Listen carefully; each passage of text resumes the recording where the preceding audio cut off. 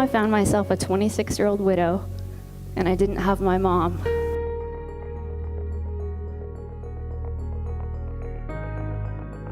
And within 24 hours, my mother, who used to wake up in the morning saying, "It's a great day to be alive," passed away. Finally, a doctor came out, but rather than taking us out back to see Lincoln, he took us back to a private room and sat us down and explained to us that Lincoln, who was the most adventurous person I'd ever met, was gone.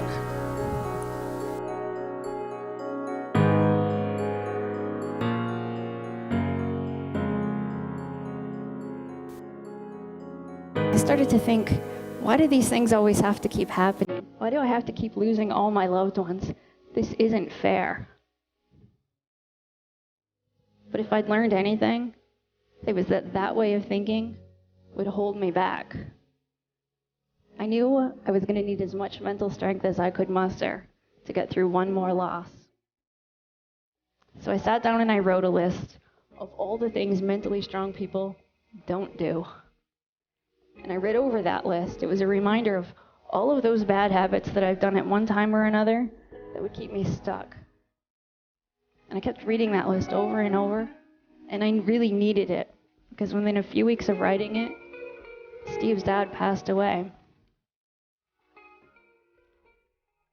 My journey taught me that the secret to being mentally strong is that you have to give up your bad mental habits. Mental strength is a lot like physical strength. If you wanted to be physically strong, you'd need to go to the gym and lift weights.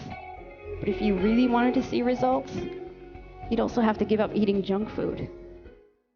Mental strength is the same. If you want to be mentally strong, you need good habits like practicing gratitude. But you also have to give up bad habits like resenting somebody else's success. No matter how often that happens, it'll hold you back.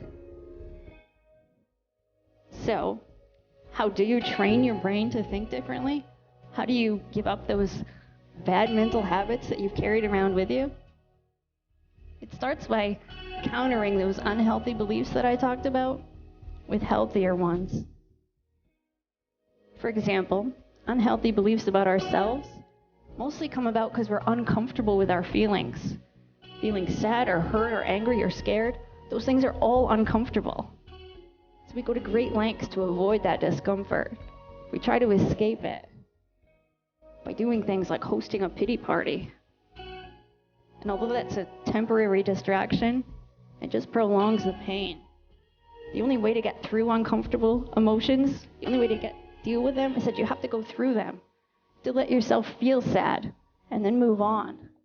To gain confidence in your ability to deal with that discomfort. Unhealthy beliefs about others come about because we compare ourselves to other people. We think that they're either above us or below us, or we think that they can control how we feel or that we can control how they behave, or we blame them for holding us back. But really, it's our own choices that do that. You have to accept that you're your own person and other people are separate from you. The only person you should compare yourself to is the person that you were yesterday. And unhealthy beliefs about the world come about because deep down, we want the world to be fair. We want to think that if we put in enough good deeds, enough good things will happen to us. Or if we tough it out through enough bad times, we'll get some sort of reward. But ultimately, you have to accept that life isn't fair. And that can be liberating. It means you won't necessarily be rewarded for your goodness, but it also means no matter how much you've suffered, you're not doomed to keep suffering. The world doesn't work that way. Your world is what you make it. But of course, before you can change your world, you have to believe that you can change it.